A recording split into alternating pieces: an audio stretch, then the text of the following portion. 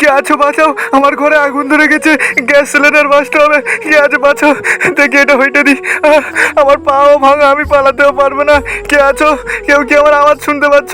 আল্লাহ কাউকে পাঠাও, আমার ঘরে আগুন ধরে গেছে, কে এখন বুঝতে পারবে না আমার ঘরেও কেউ নেই, আল্লাহ গো আমাকে বাঁচানোর জন্য কাউকে পাঠাও।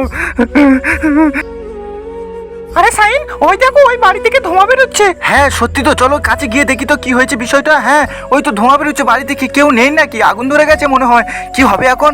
বাড়ির লোক তো কারোর আওয়াজ শুনতে পাচ্ছে। কেউ আছো, আমাকে বাঁচাও, আমার ঘরে আগুন ধরে গেছে গো। কি ব্যাপার, ওই বাড়ি থেকে এত ধোঁয়া বেরোচ্ছে কেন? হ্যাঁ কাছে গিয়ে দেখতে হবে তো, ওখানে লোক আছে, জিজ্ঞেস করতে হবে তাড়াতাড়ি গিয়ে। বাড়িতে মনে হয় কিছু হয়েছে। আরে দাদা কোথায় যাচ্ছ? দাদা আগুন ধরে গেছে, যাও না। আরে বাড়িতে কেউ আছো? আমার কথা শুনতে পাচ্ছ?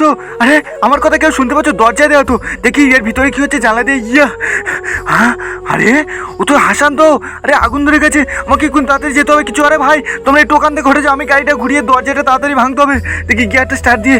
আরে আগুন ধরে গেছে, জানি না কি হচ্ছে এই বাড়িটার সাথে। ইয়া এই তো গেট ভেঙে গেছে, তাড়াতাড়ি আমাকে এক্ষুনি নেমে গিয়ে বাড়িতে যেতে হবে।